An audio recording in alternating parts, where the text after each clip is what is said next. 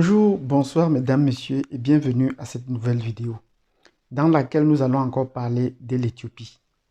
L'Éthiopie n'est pas un pays récent, il est ancien dans l'histoire. C'est même parmi les pays les plus anciens du continent africain. Et pour aujourd'hui, nous voulons vous faire un bref historique de l'Éthiopie, de ce pays, et qui a un empire et une civilisation qui sont bien connus. Si vous voulez donc connaître, avoir un avant-goût de l'histoire de l'Éthiopie, installez-vous confortablement et cliquez sur la cloche de notification. Après, vous êtes abonné. Et n'oubliez pas de nous faire des commentaires. On pourrait approfondir sur les aspects de l'histoire que nous aurons manqué. Sur ce, je vous donne rendez-vous tout de suite.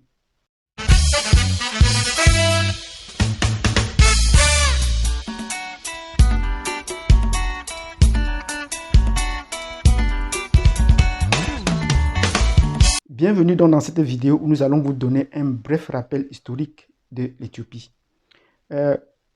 L'Éthiopie est un pays assez ancien en Afrique, déjà dans cette appellation-là. Et pour retrouver l'Éthiopie, il faut remonter aux origines préhistoriques. Disons bien aux origines préhistoriques. Parce que l'Éthiopie est mentionnée pour la première fois dans les documents aussi anciens qu'on peut l'imaginer dans les documents bibliques. S'il faut aller même dans le document biblique, il faut aller dans l'Ancien Testament pour commencer à voir déjà l'Éthiopie. Et au moment où on parlait du roi Salomon, il y avait déjà l'Éthiopie. Donc l'Éthiopie existait déjà. Et les Éthiopiens, les Uniques, ils étaient déjà dans l'Ancien Testament.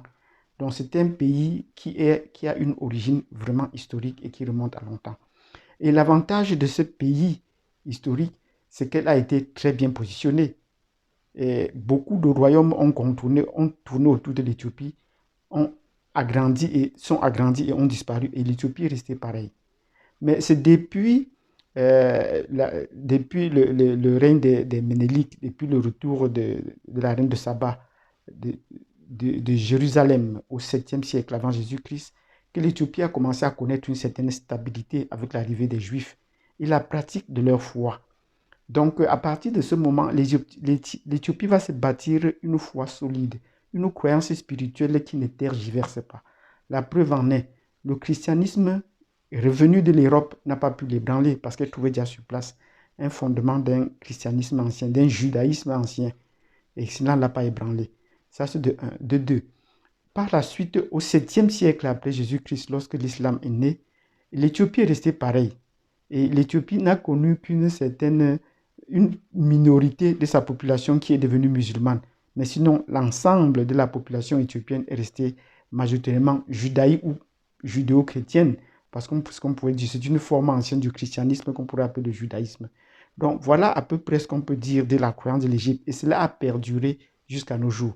Ce fondement historique et spirituel est très important parce que c'est cela qui va permettre aux Éthiopiens de résister à l'invasion italienne. Parce que les Italiens, au début de la Deuxième Guerre mondiale, vont tenter d'envahir l'Éthiopie et vont s'installer, vont l'occuper de 1936 à 1949, avant de se voir chasser de force de l'Éthiopie. Donc les Italiens n'ont pas pu coloniser l'Éthiopie.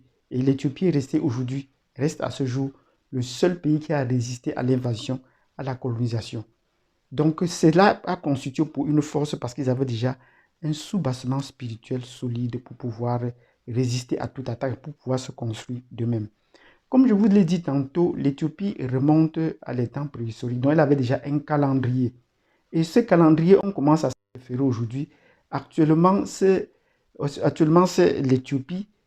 Actuellement, c'est l'Éthiopie qui est en train de connaître une phase de transition. Dans le calendrier éthiopien qui est aussi ancien, on se rend compte que l'Éthiopie aujourd'hui est en train d'être dans son année 2012. Et pour cela, c'est très important qu'on se comprenne que l'année 2012 dont nous avons aujourd'hui sur le calendrier correspond à l'année 2020 suivant le calendrier romain. Mais quel est le bon calendrier? Mais on peut bien se croire, on ne peut bien s'ajuster que sur le calendrier qui est le plus ancien et le plus fiable. C'est le calendrier éthiopien. Donc l'Éthiopie, une fois de plus, a une vie stable assez longue, assez longue.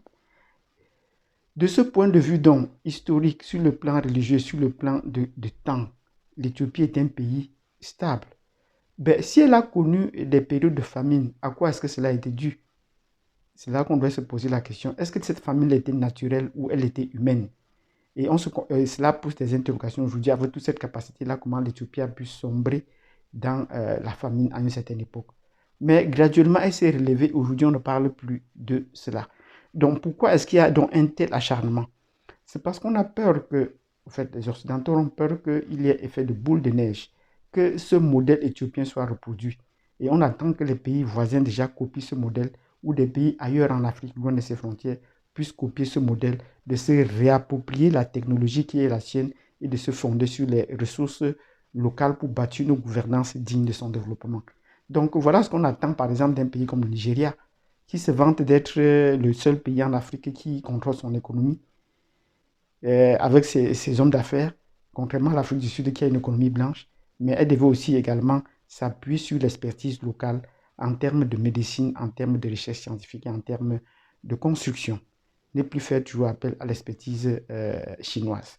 Donc voilà les fondements historiques qui sont très importants à comprendre. Donc nous allons revenir encore plus tard sur les fondements civilisationnels, l'organisation, structurelle du pays sur le plan géographique et sur le plan sociologique pour comprendre sa gouvernance actuelle. Merci de m'avoir suivi jusque-là. Je vous souhaite de passer une excellente journée et je vous donne rendez-vous à la prochaine vidéo.